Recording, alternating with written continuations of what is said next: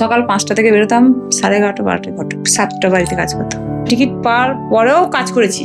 আচ্ছা, হয়তো অর্থ দিক থেকে আমি পেছিয়ে, মনের দিক থেকে পেছিয়ে নই। প্রচুর অত্যাচার হয়েছে সবার, তাতেও কিন্তু আমরা ভয় পাইনি। ঘরে তো হামলা হয়েছে এবং আমাদের এক ঘরে করে দেওয়া হয়েছে। আমার দরজা মজা ভেঙে খুব ভয়ে ভয়ে ঘরের ভিতরেই ঢুকে থাকতাম, আমরা বাইরে বেরোতাম না। খুব আতঙ্কে ছিলাম। 21-এ ভোটে তৃণমূলের দাপুটের নেতারা ঘরে ঢুকেছে, চমকে দিয়ে আসে, ধমকে দিয়ে আসে। সেখানে জলের ট্যাঙ্ক আছে কিন্তু জল পড়ছে না। না স্বাস্থ্য কেন্দ্র আছে, না শিক্ষা কেন্দ্র ভালো ব্যবস্থাপনা, না ঘরবাড়ি, না জল, না রাস্তাঘাট, না মহিলাদের সুরক্ষা। মানে সবেতেই বর্ধমান ঠেলে দেয়। দলের কাছে একটাই বার্তা রাখবো, আমার এই স্বাস্থ্য কেন্দ্রটা ঠিকঠাক কর। এত দুর্ভাগ্য অবস্থা, না ওখানে পৌঁছাতে পারলে আপনারা বুঝতে পারবেন যে একদম চোখে বাস্তবটা দেখে কি কষ্ট করে মানুষ বসবাস করে। কিচ্ছু নেই, ঘরে ঘর বাগিয়ে নিচ্ছে, সেই তাদের বাথরুমের জল, কলের জল, পুকুরের জল সব রাস্তা দিয়ে একসাথে বয়ে যাচ্ছে। সাধারণ মানুষ সেই জলে জলে পা দিয়ে ঢুকছে, যেটা আধ ঘন্টায় পৌঁছাতে হয় সেটা 3 ঘন্টা লেগে যাবে যেতে। আচ্ছা, আউশ গ্রামে টিএমসি পার্টি অফিস ভাঙচুর হয়েছিল। গেরুয়া আবির মেখে নিয়েছে, কাঁধে একটা ঝান্ডা তুলে নিল, একটা ফেটি বেঁধে নিল। আমার কার্যকতা নয়, ওই রাতে বিজেপি যারা তারা করেছে এই কাজটা। একজন সাধারণ গৃহ পরিচারিকা যিনি সংসার পরিচালনা করার জন্য ছুটে বেরিয়েছেন এক বাড়ি থেকে আরেক বাড়ি, করতেন মানুষের বাসন মাজার কাজ, আর সেখান থেকে দাঁড়িয়ে উঠে এসেছেন আজ বিধানসভা মানুষের একটা অন্যতম প্রতিনিধি। আমার সাথে আজকে আছে এমন একজন মানুষ, যে গল্পটা আমি আপনাদের শোনাবো, এই গল্পটা কোনো রাজনৈতিক গল্প নয়, একটা সাধারণ মানুষের উঠে আসা এবং সাথে সংগ্রাম করার এক অন্যতম গল্প। আজ আমার সাথে আছে আউশ গ্রামের বিধায়ক কলিতা মাঝি দিদি। নমস্কার দিদি। নমস্কার। কেমন আছে? ভালো আছি, আপনারা? এই চলে যাচ্ছে।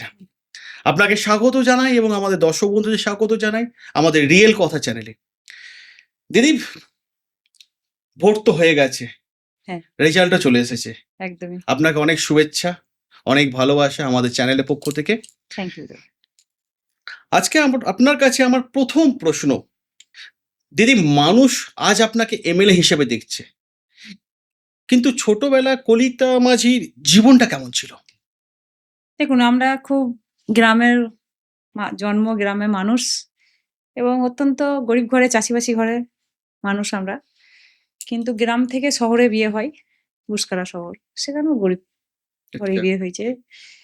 দিন আনা দিন খাও কোনো রকম চলে যেত, হাসি খুশিতেই যেত, কোনো অশান্তি ভোগ করতে হয়নি সংসারের জীবনে। হ্যাঁ, আমাদের ছোট থেকে জন্মটাই কাজকর্ম করে, আচ্ছা, তাই আমাদের অভ্যাস ছিল, অসুবিধা হয়নি। সংসার জীবনে পরিস্থিতি আপনার জন্য কতটা কঠিন হয়ে এসেছিল বা কতটা চ্যালেঞ্জে আপনি মুখোমুখি হয়েছিলেন?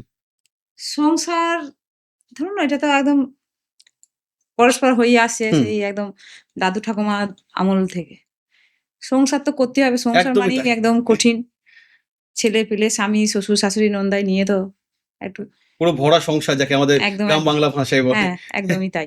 কিন্তু সেখানে অসুবিধা কিছু হয় নাই, যেমন স্বাভাবিক সেরকম চলে গেছে। দিদি, বেশ কিছু আপনার আমি ইন্টারভিউ দেখছিলাম, সেখানে কয়েকটা জিনিস আমার চোখে আসলো, ভাবলাম আমি দিদিকে সরাসরি প্রশ্ন করে নেব। এই যে বাড়ি বাড়ি ঘুরে আপনি কাজ করতেন, সেই জার্নিটা আপনার কেমন ছিল? দেখুন, একটা যে কোনো কাজ করতে গেলে সেটা তো পরিশ্রম বটেই, কিন্তু আমাদের কিছু মনে হতো না। আচ্ছা, আমাদের অভ্যাস একটা কাজ করা, আচ্ছা। ওটা কষ্ট খুব একটা লাগেনি। সংসার জীবনে যেমন একদম। কারণ ওই কাজটাই হচ্ছে আমাদের লক্ষ্মী, কাজকর্ম। কাজ না থাকলে সে তো কর্মহীন হয়ে যায়, অচল। কিন্তু আমরা মনে করি কাজ করতে গেলে তো কষ্ট আছেই। কষ্ট করতেই হবে। হ্যাঁ, কিন্তু আমরা খুব ভালো আছি, ভালো ছিলাম। আচ্ছা, হুম। দিনে আপনি কতগুলো বাড়িতে কাজ করতেন? এখনকার কথা বলবো না আগেকার কথা বলবো? আগেকার কথা, এখনকার কথা, দুটোই শুনবো। ২১ এর আগে হুম। ৭টা বাড়িতে কাজ করতাম। ৭ টা? ৭ বাড়ি কাজ এতটা করতাম। সময় আপনি কি করে বের করতেন? সকাল ৫টা থেকে বেরোতাম, 11:30 12টায় ঘর ঢুকতাম। দুপুর? দুপুর। আবার 11:30 12টার সময় আমার শাশুড়ি মা ছিলেন শক্ত। উনি রান্নাটা করতেন। হুম। আমাদের তো গরু ছাগল সব ছিল। হুম। আমার মাঠে ঘাটে যাওয়া অভ্যাস, ঘাস পাতা সব রকম। কাঠ কুটো আনা। আমাদের তখন গ্যাস ছিল না। কাঠে রান্না, কাঠ কুটো কুড়িয়ে বেড়াতাম। আবার কোনো দিন রান্না করে বেরিয়ে যেতাম। আবার 3টের সময় কোনোদিন বিকালে আসতে পারতাম না। ওই 4টে নাগাদ এসে একদম সন্ধ্যে 7টা অব্দি। মানে অনেকটাই কষ্ট করেছেন। বিশাল একটা একরকম বটে। বিশাল একটা কষ্ট। এরকম। আচ্ছা, আপনি যখন ২০২১ সালের ঘটনা বলছেন। ২০২১ সালে যখন আপনি কাজ করতেন, তখন এমন কি কোনো অপমানজনক কথাবার্তার সম্মুখীন কি আপনি হয়েছিলেন? না, অনেকে এরকম তো অনেক ভাবে নেয়, ধরুন কাজ কোনো ছোট বা বড় করে কিছু হয় না। কাজ, একদমই। যেটা আমরা সকলে মনে করি। না, আমার এরকম ধরনের কোনো জায়গায় ধাক্কা খাইনি। আমার মনে হয় না যে কাজ করতে গিয়ে অপমানিত হইছি আমি। হুম। কাজের চোখে দেখেছি এবং আমি যেসব বাড়িগুলো কাজ করতাম, তারা কোনোদিন কাজের মেয়ের চোখে দেখেনি।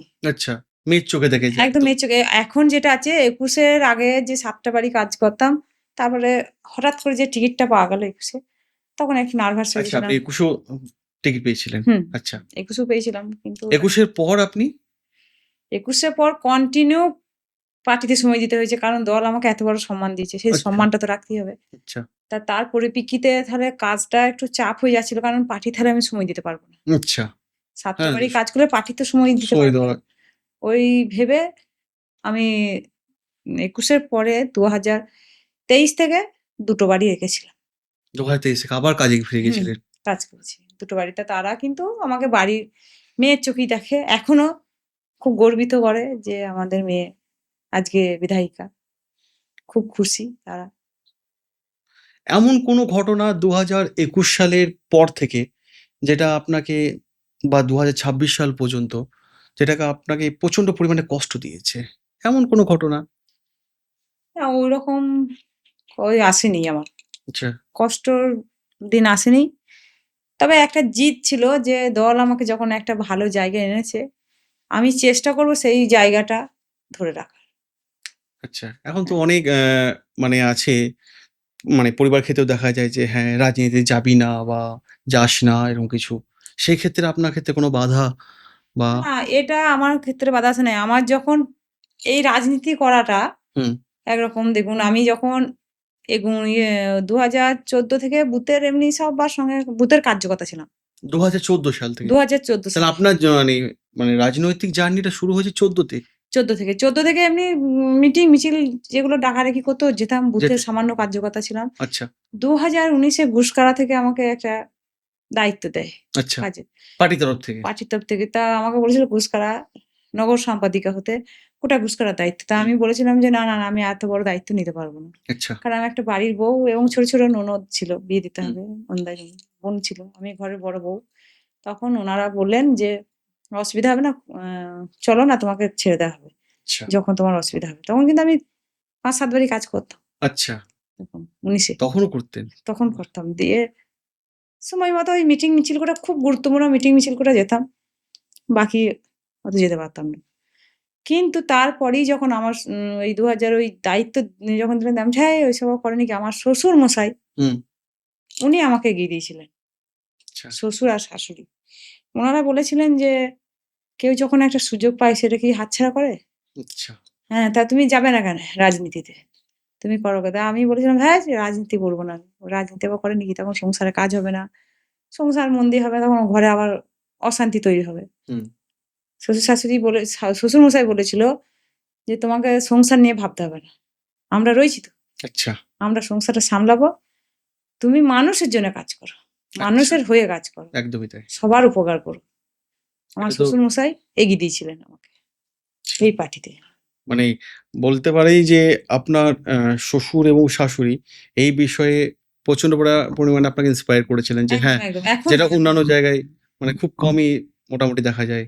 যে হ্যাঁ, বাড়ির বউয়ের মধ্যে তোরা থাকবি। বর্তমানে যা দেখা যাচ্ছে, ঠিক আছে? যদিও এখন এই জিনিসটা অনেকটা আপগ্রেড হয়ে গেছে বিষয়টা। আমার ক্ষেত্রে এটা হয় নাই। আর সবচাইতে মানে ধন্যবাদ জানাতে গেলে আমার স্বামী। আচ্ছা। দারুণ সাপোর্টার। হ্যাঁ, অবশ্যই। শুনেছি ওনারও কাহিনী আমরা শুনেছিলাম। দারুণ সাপোর্টার। স্বামী এত সাপোর্ট করে মানে সে বলার কথা নেই। কোনদিন বাধা দেয়নি। আমি যদি আলিসি করে না গেছি মিটিং মিছিলে তো আমাকে বলেছে, "তুমি যাচ্ছ না কেন?" ডাকছে, "তুমি যাও। আমি ঘরটা সামলে নেব।" আচ্ছা। মানে কিন্তু খুব আমার স্বামী সাপোর্টিভ আপনার পরিবার। একদম, একদম। তাহলে আপনার এই এগিয়ে আসার পেছনে আপনার পরিবারে অনেক আমার পরিবারের হাত একদম একদম পুরোটা আমার পরিবার করেছে।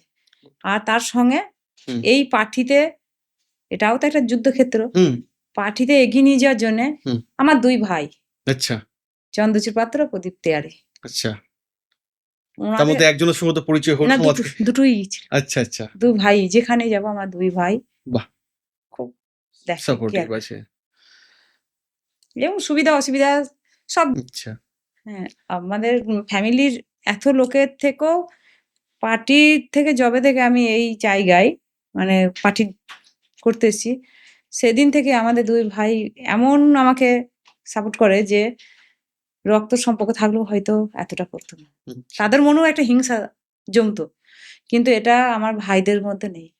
আচ্ছা আমার দিদি কিসে বড় হবে? আমার দিদিকে কোথায় নিয়ে যাবো? আমার দিদি ওদের দিদিই হচ্ছে সব। সব আপনিই বড়। এই ভাইরা যে পার্টি করতেছে ভাই। আচ্ছা প্রদীপ তিওয়ারি ও হচ্ছে ব্রাহ্মণদের হুম। ওদের আমি হচ্ছি জাতে মেটে বাগদি, আচ্ছা উনি ব্রাহ্মণ। আর চন্দ্রচূড় পাত্র হচ্ছে চাষা। আচ্ছা পাত্র ওই পাত্র ফ্যামিলিতেই থাকতাম, কাজ এখনো করি। মানে করতাম। আচ্ছা টিকিট পাওয়ার মানে টিকিট পাওয়ার পরেও কাজ করেছি আচ্ছা তাদের বাড়িতে। কিন্তু ওই টিকিট যখন নমিনেশন যখন হলো হুম তখন আমি সরকারি অনুযায়ী ৮টার সময় বেরোতে হয় প্রচারে। পারমিশন যে যখন থেকে হয় মানে এই 2026-এ প্রচারে ২৬শে প্রচারে হোক সকাল 8টায় বেরোতে ৮টায় বেরিয়ে ৬টা অব্দি পারমিশন থাকে। সন্ধ্যে ৬টা পর্যন্ত। হ্যাঁ, দুপুরে ১ ঘন্টা রেস্ট থাকে, খাওয়া-দাওয়ার মধ্যাহ্নভোজনের ব্যবস্থা থাকে। ১ ঘন্টা রেস্ট দুপুরে। ওই ১টা থেকে ২টো অব্দি রেস্ট। বাকিটা ওই প্রচার। তা সেই ক্ষেত্রে আমার ভাইরাই। বাইরে সব। আপনি উম যাদের বাড়িতে কাজ করতেন, তারা আজকে আপনাকে এমএল হিসাবে দেখে কতটা খুশি? বা কি মন্তব্য তাদের কি ছিল? উনারা যে এত খুশি হয়েছেন হুম, মানে ভাবতে পারবেন না। উনারা আমি কাকা বলি আর কাকি বলি। বলল, "আমার মেয়ে জিতে নাই, আমি জিতে গেছি।" আচ্ছা, আজকেও ঘরে গেছে দিয়ে বলছে, "আমার গর্ব হচ্ছে যে আমার মেয়ে আজকে এই জায়গায়।" আর সবার সঙ্গে যে এইভাবে কথা বলছে। সব অফিসে যাচ্ছে, হুম, দেখা সাক্ষাৎ করছে সবার সঙ্গে। তা আমি খুব গর্বিত। আচ্ছা, ওরা মেয়ের চোখেই দেখে এবং দারুণ আনন্দিত। যখন আমি এই ২৬ এ টিকিট পেয়ে আমি বলছি তাহলে কাজ কি? কারণ যে বাড়িতে থাকে ওই কাকিমার না একটা কঠিন রোগ আছে। আচ্ছা, মাসে, মাসে রক্ত নিতে হয়। আচ্ছা, ব্লাড নিতে হয়। ব্লাডটা শুকিয়ে যায়। আচ্ছা, ও তো উঠতেই পারে না উনি। আমিই সব করতাম। হুম। তা উনার যে এত খুশি, এত কষ্টের মধ্যে নিজে কষ্ট করে কাজ চালিয়ে যায়। একটা বড় বাড়ি কাজ করতে গেলে তো মানে লোকের আপনি দরকার। 2026-এর টিকিটের আগেও কাজ করেছেন? টিকিট পেয়েও কাজ করেছি। টিকিট পেয়েও কাজ করেছেন? হ্যাঁ, টিকিট পেয়েও কাজ করেছি। নমিনেশন হওয়ার পর থেকে আর যেতে পারি নাই। কারণ আমাকে সরকারি দপ্তর থেকে টাইম বেঁধে দেওয়া হয়। আচ্ছা, সেই টাইমের মধ্যে আমাকে প্রচার করতে হবে। প্রচারের টাইম বেঁধে দেওয়া হয়। হ্যাঁ, তাহলে আমার তো যে গ্রাম থেকে শুরু একটা সিস্টেম আছে যে উম এত ঘন্টার মধ্যে এতটা এই গ্রাম, আচ্ছা, তারপরে এই গ্রাম। মানে তা পুরো ছক করা থাকে আমি এখানে প্ল্যান করে ওখানে যাবো। উনারাই করে দেয়, সরকার থেকেই করে দেয় এটা। আচ্ছা, পারমিশন কপি যেভাবে ফেলানো হয়, হুম, আমাদের পার্টির সিস্টেম আছে নগর প্রেসিডেন্ট হুম, এবং নগরের যে কার্যকর্তারা থাকে মানে আমাদের জেপি, সে জেপি ধরে আমাদের পারমিশন করতে হয়, পারমিশন কপি ফেলাতে হয়। তাহলে কোনখান থেকে শুরু আর কোনখানে শেষ। তাহলে যদি ৮টায় না পৌঁছাতে পারি সেই গ্রামটা কিন্তু টাইমটা পেরিয়ে গেলে আর সেই গ্রামটা ঢুকতে পারবো না। আচ্ছা। তার জন্যই পারমিশনের ব্যাপার থাকে একটা পারমিশনটা বিষয়টা। আর তার জন্যই কাজটা গ্যাপ রাখতে হয়েছে আমাকে। গ্যাপ রেখে আমাকে ওইটা করতে হয়েছে। আর তার জন্য আমার কাকিমা বলেছিল, "তুমি ওটা করো। ঘরটা তোমাকে চিন্তা করতে হবে না। আমি এটা কোনো রকম চালিয়ে নিই।" যখন আপনি ২০২৬-এ যখন বিধানসভায় জয়লাভ করলেন, সেই মুহূর্তে যখন আপনার নামটা অ্যানাউন্সমেন্ট হলো যে হ্যাঁ, আপনি জয়লাভ করেছেন, সেই মুহূর্তে আমি আপনার রিঅ্যাকশন জানার আগে জিজ্ঞেস করব যেহেতু আপনি পুরো বিষয়টা আপনার শ্বশুর-শাশুড়ি এবং আপনার হাসব্যান্ডের কথা বললেন। উনাদের ফার্স্ট কি বক্তব্য ছিল আপনাকে নিয়ে? দেখুন গণনা কেন্দ্রে তো আমি ছিলাম। আচ্ছা, আমি তখন বাড়িতে ছিলাম না। আচ্ছা, আমি গণনা কেন্দ্রে ছিলাম, কন্টাসে চলছিল। আচ্ছা, ওরা এগিয়ে যাচ্ছে, কোনোবার আমি এগিয়ে যাচ্ছি। আচ্ছা। ওরা এগিয়ে যাচ্ছে, নাহলে আমি এগিয়ে ভালো যাচ্ছি। কনটেস্ট হয়েছে। দারুণ। আচ্ছা, কোনো সময় যে ২০০০, ৩০০০ এগিয়ে যাই নাই। হুম। ১০০, ২০০, ৩০০ আচ্ছা এইভাবে কনটেস্ট হয়েছে। এইভাবে চলছিল। মানে পুরো হাড্ডাহাড্ডি লড়াই যাকে আমরা একদম। বলা যেতে হ্যাঁ। পারে। তারপরে ৮ রাউন্ড থেকে হুম, ৫০০, ৩০০, ১০০০ করে বাড়তে লাগলো আমার দিকটা। আচ্ছা। মানে আপনি বুঝতে পারলেন যে ৮ রাউন্ডের পর থেকে। ৮ রাউন্ডের পর থেকে ৮ রাউন্ড যখন হয়েছে তা আমি ২৫০ ভোটে এগিয়েছিলাম। আচ্ছা, ৯ রাউন্ডে ৯০০ ভোটে এগিয়ে গেলাম। আচ্ছা, ১০ এও অনেকটা এগিয়ে গেলাম। আচ্ছা। তারপরে ১১-১২ তে একদম অনেকটা এগিয়ে গেলেন। হাজারের কাছাকাছি। ১৪ রাউন্ড গোনা হয়েছিল। বাড়ি এসে তো আ আপনার হাসব্যান্ডও ছিলেন, দাদাও ছিলেন, হ্যাঁ। শ্বশুর-শাশুড়িও ছিলেন। না শ্বশুর নেই। আচ্ছা, ওটাই একটু কষ্ট শাশুড়ি হয় ছিলেন। খুব। শাশুড়ি তো ছিলেন। হুম। শাশুড়ি মা তো কি বলেছিল আপনাকে? ১ম রিঅ্যাকশন কি ছিল উনার? আমি যখন রাত্রিরে ১০ টায় বাড়ি ঢুকি, আচ্ছা, মানে যেদিন ঘোষণা হয় আপনি জয়ী হয়েছেন কাউন্টিং এ যেদিন রাত আসে ১০ টায় ঢুকেছেন হ্যাঁ, রেজাল্টের দিন। রেজাল্ট আচ্ছা। গণনা হতে খুব স্লো হয়ে চলছিল। সকালে প্রায় ৯টার কাছাকাছি হুম, আরম্ভ হয় গণনা। হুম, তারপরে খুব স্লোতে চলছিল। হুম, তাড়াহুড়ো হয়নি। গণনা হতে দেরি হয়েছিল। হুম, গণনা কেন্দ্র থেকে বেরিয়ে বুঝতেই পারছেন হুম, হাজার সাংবাদিক, হুম, হাজার লোকের ভিড়, হুম। ঠিলে বেরিয়ে আসতে একটু চাপ হয়েছিল। দিয়ে বাড়ি ফিরতে রাত ১০টা বেজে গেছিল। তা তখনও দেখছিলাম আমার গুসকারা শহরে ২-২৫০ হাজার লোক দাঁড়িয়ে ফুলের মালা নিয়ে, মিষ্টি নিয়ে, আচ্ছা, বাজনা, মাইক বক্স নিয়ে দাঁড়িয়ে। আমাকে আমাদের গুসকারা স্কুল মোড় বলে একটা জায়গা আছে ওইখানে যাইছিল। ওখান থেকে আমার কার্যালয়ে নিয়ে গেল আমাকে। আচ্ছা, কার্যালয় থেকে আমার ছেলে এসে আমাকে বাড়ি নিয়ে গেল। আচ্ছা। আমার ভাইরাসা ছিল সঙ্গে করেই নিয়ে গেল। নিয়ে যাওয়ার পর বাড়িতে যেয়ে দেখছি খুব আনন্দ উচ্ছ্বাস পাড়ার লোকের। আপনার বাড়িতে? আমার বাড়িতে পাড়ার গোটা পাড়ার লোক নাচ সবাই গান এখন আপনার বাড়িতে এসে হাজির। নাচ গান চলছে। আচ্ছা। বক্স-টক্স লাগিয়ে নাচ গান চলছে এবং আমার শাশুড়ি, আমার নন্দাইরা এসছিল তখন ৫ টা ননদই এসছিল। ৫ টা ননদকে আগের দিন আসতে বলেছিলাম। যে আমি তো গণনা কেন্দ্রে চলে যাব। মানে রেজাল্টের আগের দিন। হ্যাঁ, আগের দিন আসতে বলেছিলাম। আমার ছেলেটা না মা টান বেশি। আচ্ছা, আমি চলে এলে না মুখটা নামিয়ে থাকে। আচ্ছা। তাহলে পিসিরা থাকলে একটু হুম, ভালো থাকবে। তাই আমি বলেছিলাম, "আসবি, ছেলেটার কাছে থাকবি। আমি তো আগের দিনে চলে যাচ্ছি। ছেলেটার ভালো লাগবে।" তোরা এসে আনন্দিত করছিল। হুম, হুম, হুম।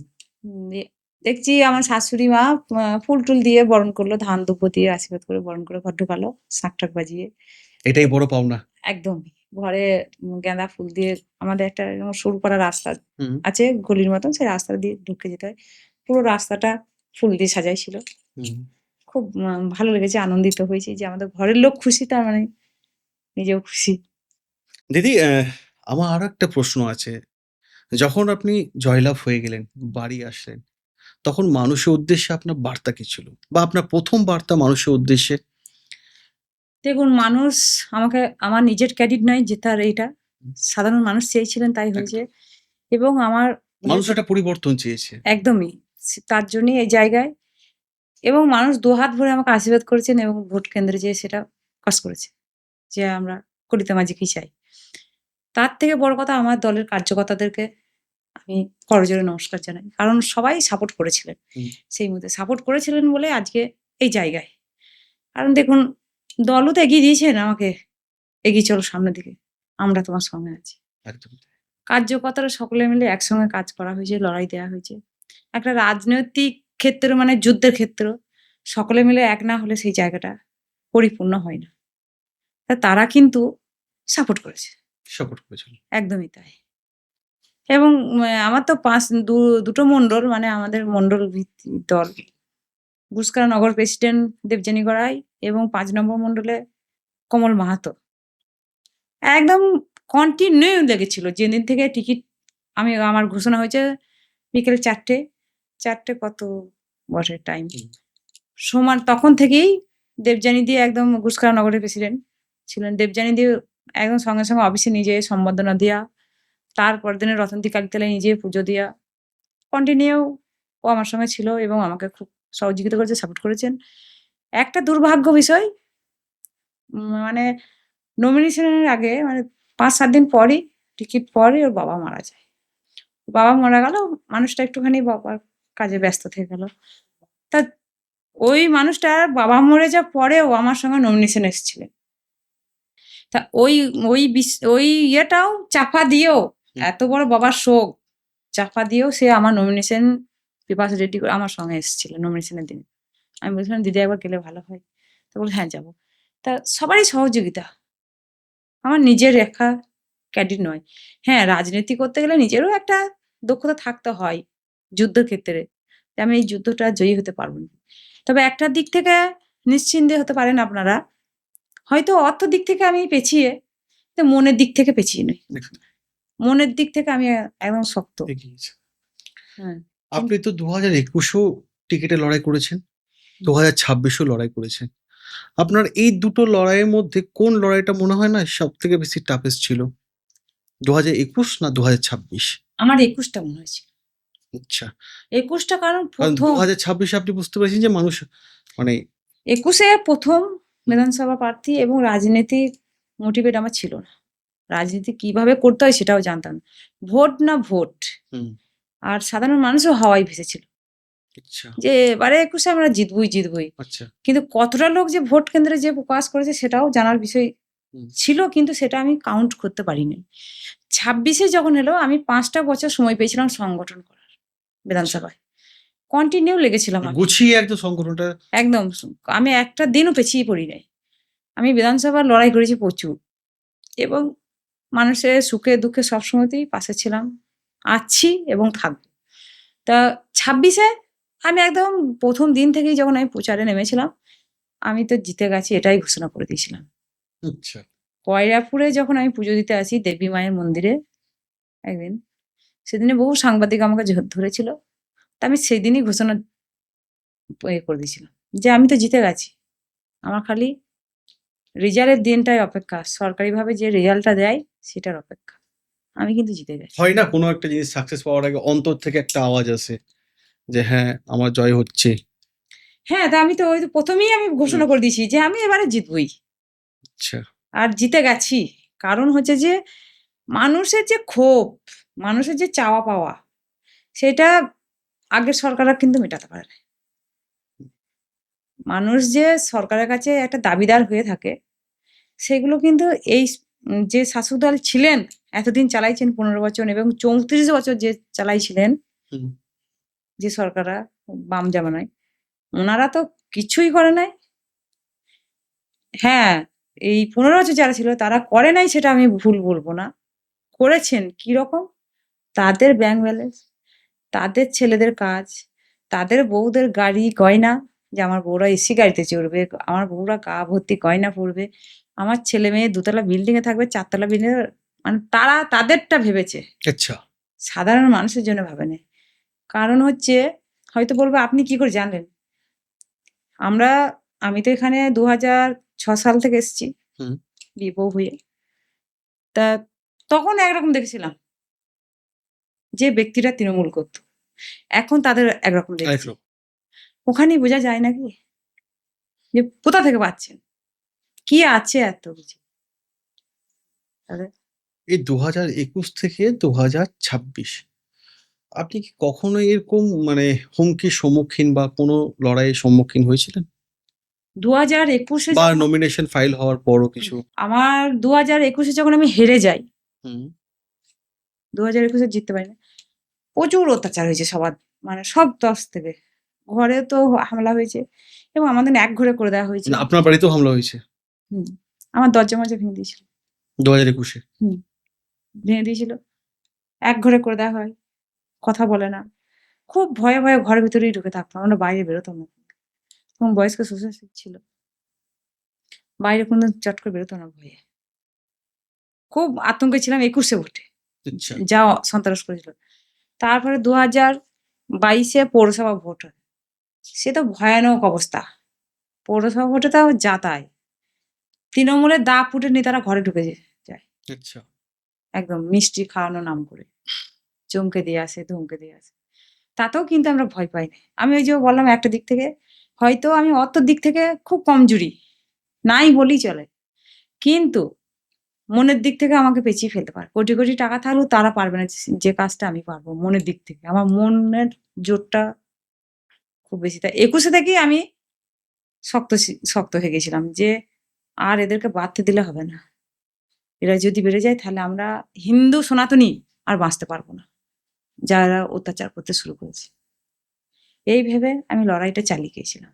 যে এবারে যেমন করেই হোক বিধানসভাটা পার করতে হবে। নইলে আমরা কেউ ঘরে থাকতে পারবো না। ২০২১ এ আমার আউশ গ্রামে, কাঁকুড়া গ্রাম বলে একটা আছে। যাই হোক। 18টা ঘর একদম দাও দাও করে পুড়ে দিল, জ্বলছে 2021-এর রেজাল্টের পর। রেজাল্ট। 18টা ঘর দাঁড়িয়ে পুড়ে গেল একদম দিনের বেলায়, সকাল 9টা আগুন আচ্ছা। ধরিয়ে দিল। এবং প্রেমগঞ্জে বলে একটা গ্রাম আছে, বন একদম বনের, সেখানেও প্রচুর অত্যাচার হয়েছে। মানে ধানের মড়াই ফড়াই ভেঙে লুটপাট করা, মা মেয়েদের ইজ্জত নেওয়া, প্রচুর অত্যাচার। 2021-এ আপনি কতদিন মানে বাড়ির বাইরে ছিলেন? না, বাড়ির বাইরে আমি যাইনি, আচ্ছা। বাড়িতেই ছিলাম।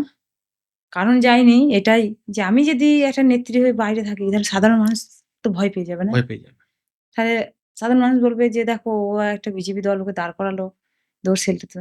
কিন্তু হ্যাঁ, একটা জিনিস আমার যারা কার্যকর্তা ছিল আমার পাড়ার আশেপাশে প্রতিবেশীরা, ওরা কিন্তু আমাকে একটু শেল্টার দিয়েছিল। যে তোমার ঘরের একটা ইঁটের টুকরো পড়তে দেবো না। যা হয়ে গেছে হয়ে গেছে। এরপর আমরা দাঁড়াবো তোমার পাশে। দিদি একটু অন্য ধরনের প্রশ্ন। হুম, বলুন। আ কোনটা আপনার কাছে সবথেকে বেশি চ্যালেঞ্জ? মা হিসাবে নাকি এমএলএ হিসাবে? কোন দায়িত্ব পালনটা? এখন তো আপনি এমএলএ। মায়ের তো একটা কর্তব্য থাকেই ছেলেদের জন্য, একদম। ছেলে মেয়ের জন্য এবং সংসারের প্রতি।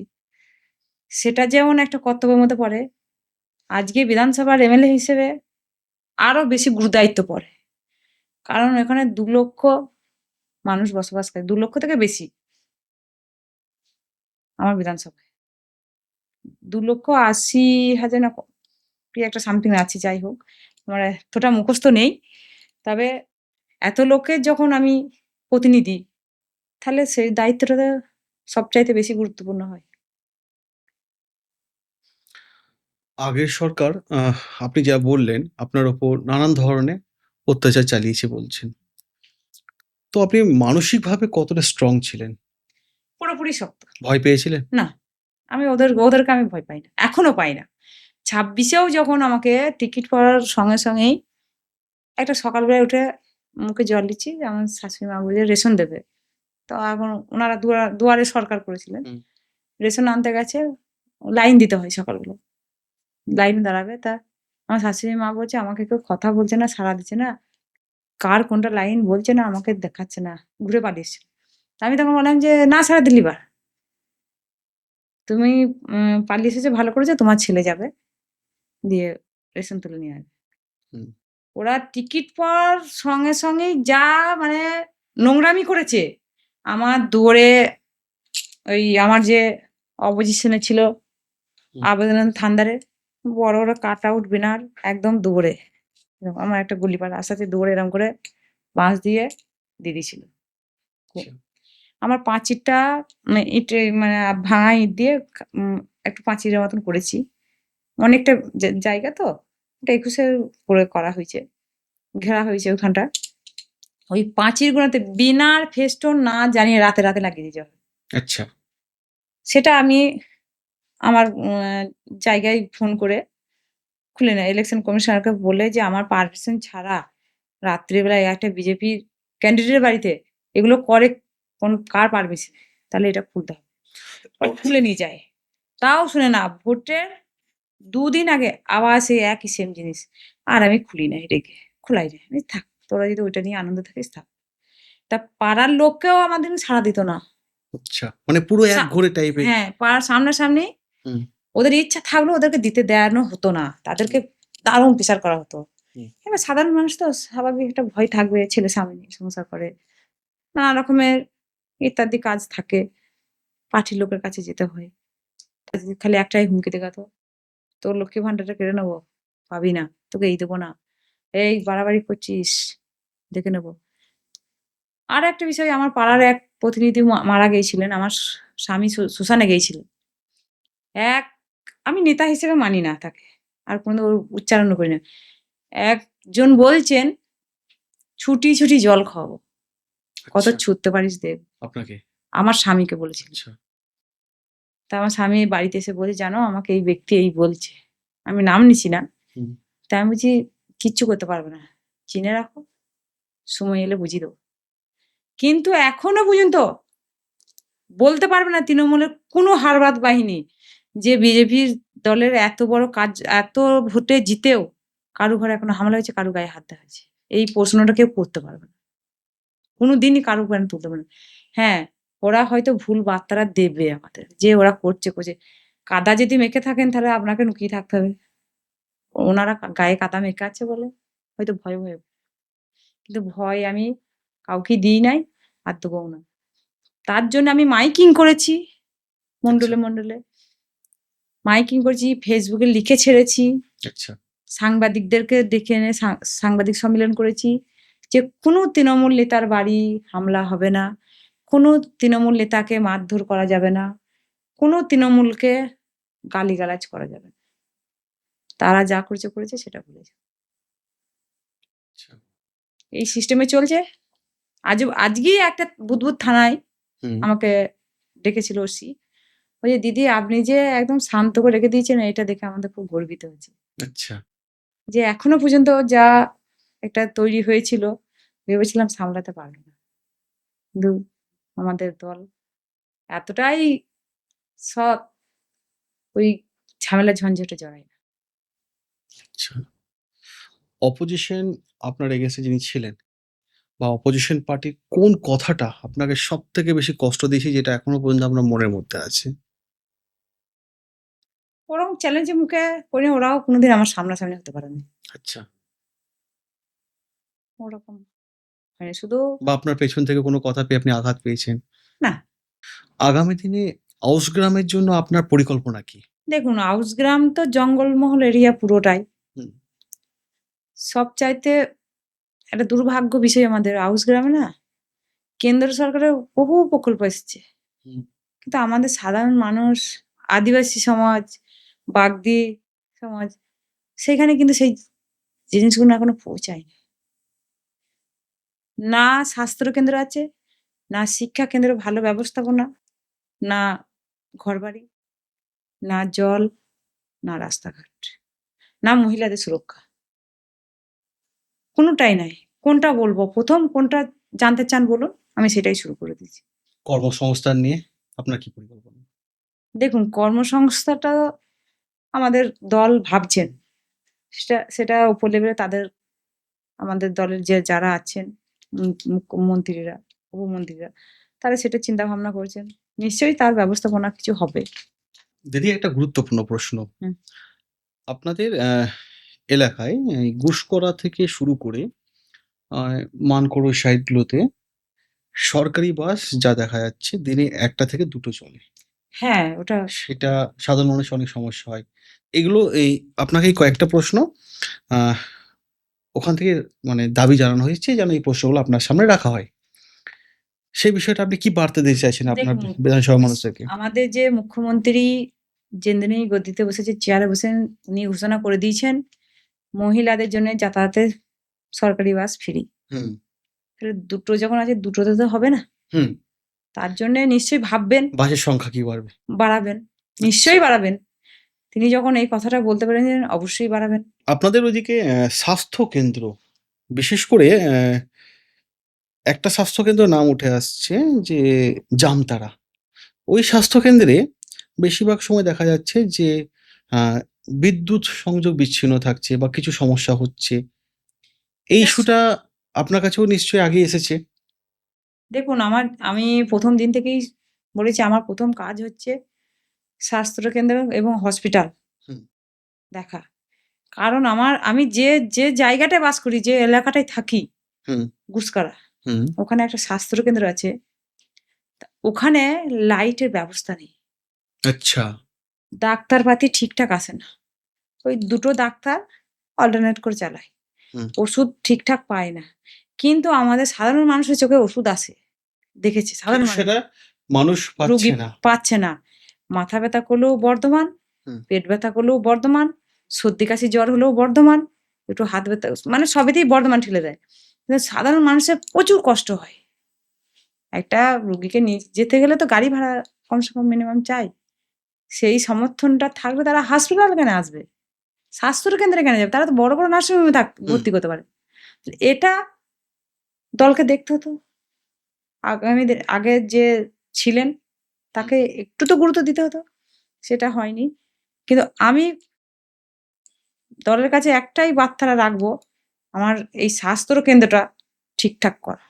বিশেষ করে আরো একটা সমস্যা উঠে আসছিল দেখছিলাম, যখন আমাদের টিম রিসার্চ করছিল আপনাদের ওই এলাকা নিয়ে, তখন স্বাস্থ্যকেন্দ্রে দেখা যাচ্ছিল যে গাইনোতে পেশেন্টের জন্য আলাদা কোনো ওয়ার্ড নেই।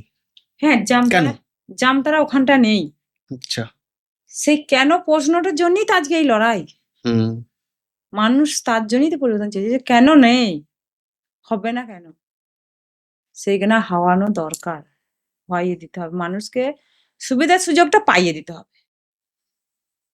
সাধারণ মানুষ রাতের অন্ধকারে কোথায় যাবে?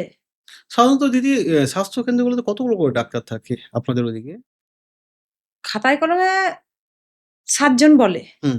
কিন্তু জামতারা। ডাক্তারি হ্যাঁ, কিন্তু ডাক্তারে ২ জন দেখে। ২ জন দেখা যাচ্ছে কেন? হ্যাঁ, এই সেটাই ইস্যুটা তো কি দ্রুত সমাধান হয়ে যাবে? আপনি একদমই তাই। আপনি তখন চলে এসেছেন।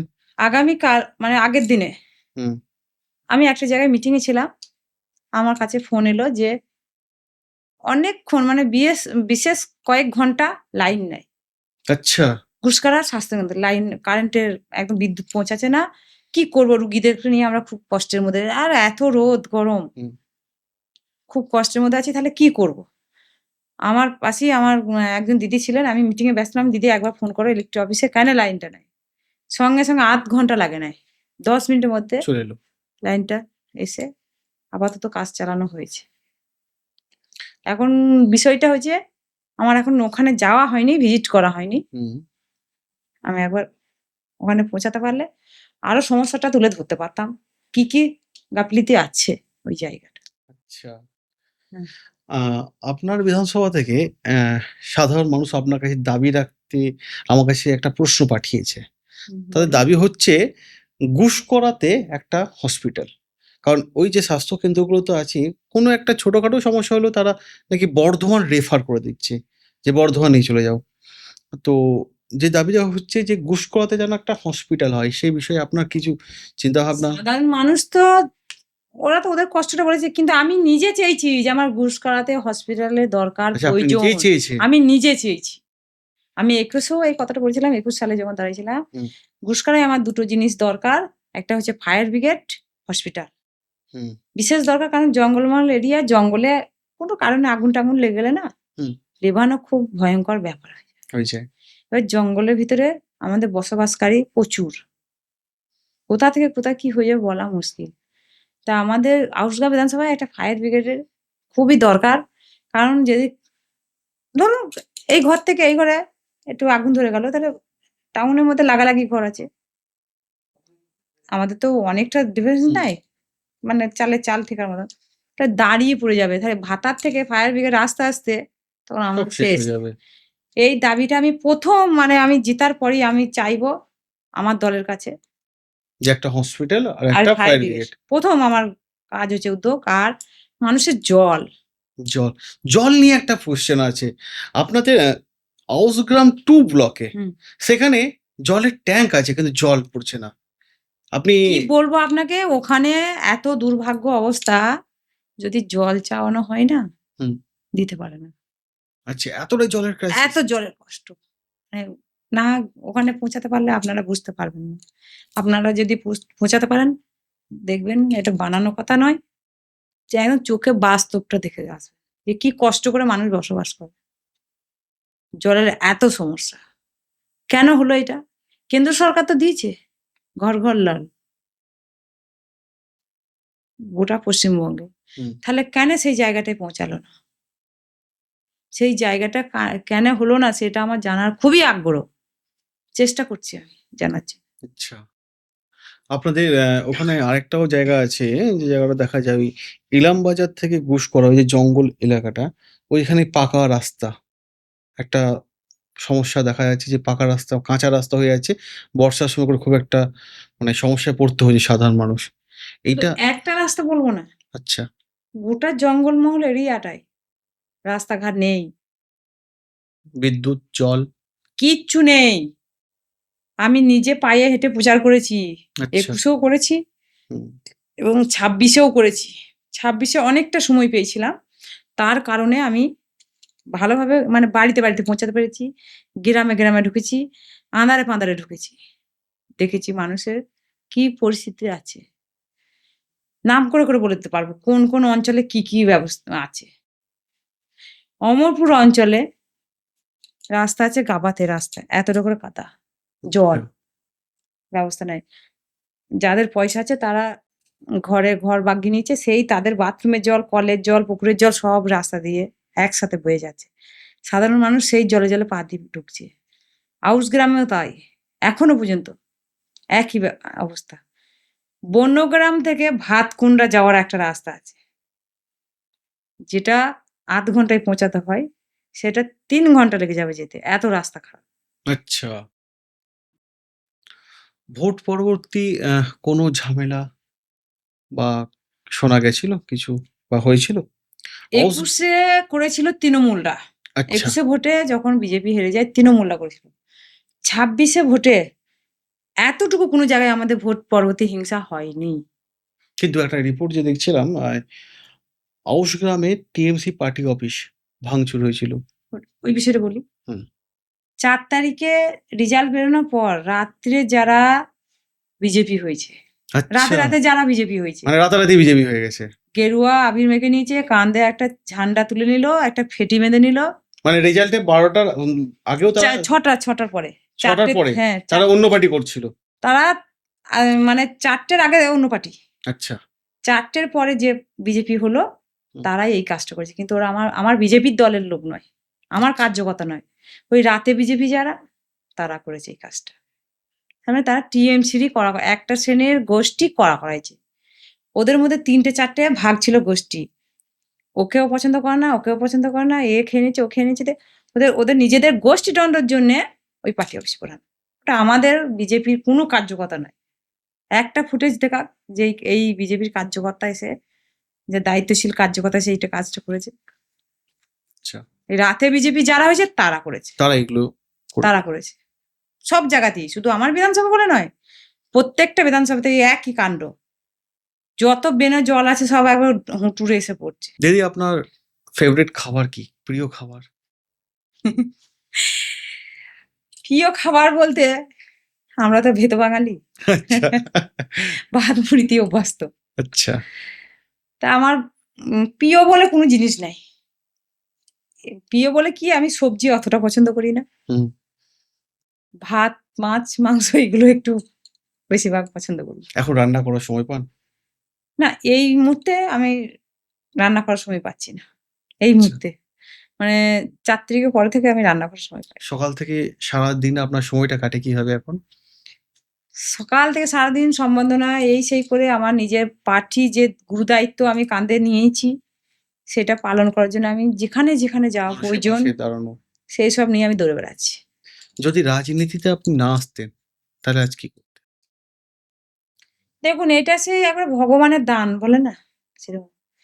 আমাদের মতন মানুষকে যে এই জায়গায় আমার মোদিজি নিয়ে যেতে পারবেন, আমি এটা ভাবতে পারি নাই।